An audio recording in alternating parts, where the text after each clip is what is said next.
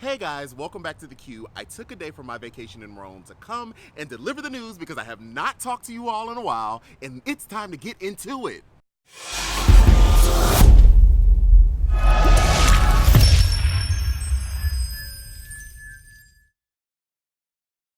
Okay, so I am a huge fan and believer of giving people their flowers while they're still here with us. And what that basically means is you give credit when credit is due. And so over the weekend, police actually stopped 3 different mass shooting plots. And I don't think that we give the police, especially in this time, a lot of recognition because there are a lot of bad things that they have been doing. But in this, I feel as though they did it right. And so we are going to applaud the FBI. We are going to applaud local law enforcement. And we are going to applaud the citizens that saw something. And so they said something. And so over the weekend in 3 different states, police and law enforcement arrested 3 white men who were plotting 3 separate mass shooting events. They're not connected that we know of at this moment, but all 3 of them had some type of plan to carry out these mass atrocities in killing innocent people for whatever reason. One of the young man's ex-girlfriends actually was the one that reported him. Another young man put on his Facebook some very disturbing messages about wanting to kill over 100 people, and he wanted to die as well in the killings and go out in glory and all just kind of crazy stuff. And so the fact that the police were able to spot this, execute search warrants, find caches, meaning huge amounts of bullets and ammunition and guns and firepower, and arrest these men and take them off the street is amazing. The only part that really doesn't go far enough is they can't charge them with any type of domestic terrorism because we don't really have those certain type of laws. And the FBI has also said this before, that they do not have the tools in place to prevent us from other mass casualties from happening because we don't have laws on the books that give the authorities legal power to investigate people based off of their ideology, meaning that we are in a reactive state. So someone actually has to make a threat or actually carry out a mass killing before the FBI can come in. Now, in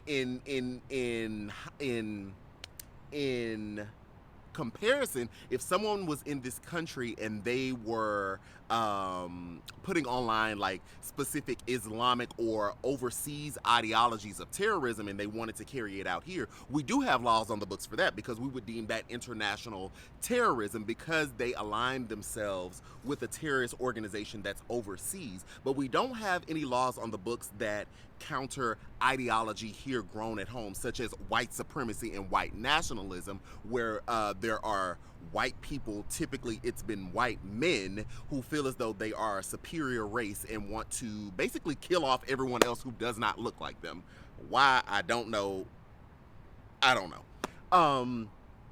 And so that's where we really need to go. We need to take it a step further, and we need to push Congress to put some laws on the books that allow the FBI to investigate ideologies, because if we're not investigating ideologies of people, then we are waiting on them to carry out these mass atrocities. And that goes for white supremacists and white nationalists, and even Antifa. Antifa is a left-wing group. It stands for anti-fascist, and I'm an anti-fascist myself, but this group particularly, they have been becoming a little more violent, but they're becoming violent to the white nationalists. So I'm in favor of no violence altogether, but what will happen is, as these white nationalists and white supremacists hold these rallies, the group Antifa will also come to counter them to say, we don't believe in what you're spewing, and I don't believe in what the white nationalists are spewing either. But what the Antifa group will sometimes do, they will engage with the white nationalist group, and the two will begin fighting.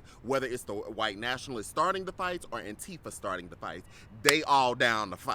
And so those ideologies need to be investigated as well. I don't believe that just because you align with my views that you should then go out and start punching Make America Great people. Now, as much as I might want to do that because they get on my nerves sometimes, we're not going to do that. We're going to debate and we're going to have conversation. But if once it becomes violent, I think that there needs to be a stop put in place. And so, again, that goes back to Congress creating laws so that the FBI can investigate ideologies. And then as I'm talking, I have another thought that might be kind of dangerous too, because what if, like, I have a pro-black and I'm proud ideology, but it doesn't involve violence? Is that then going to be investigated, or is that then going to be frowned upon, which is already frowned upon anyway? But okay, that's another thought. But like I said in the beginning, we want to applaud the FBI. We want to applaud local law enforcement for finding these 3 men before they were able to go out and to kill innocent people. And we want to applaud them, and we want to encourage them to continue to find these type of people who want to go out and just gun folks down, run people over with cars because they either don't look like them, they don't align with their political views, they don't align with their ideology, or if because they just bat dumb crazy and just want to start killing people. Okay, we need to get these people off the street immediately. So thank you, FBI. Thank you, local law enforcement. It is not an occurrence or an often occurrence that I applaud the police, okay? But I definitely want to take a moment from the beautiful city of Rome to applaud the police in this work, because that was very good work over the weekend, and who knows how many lives were saved.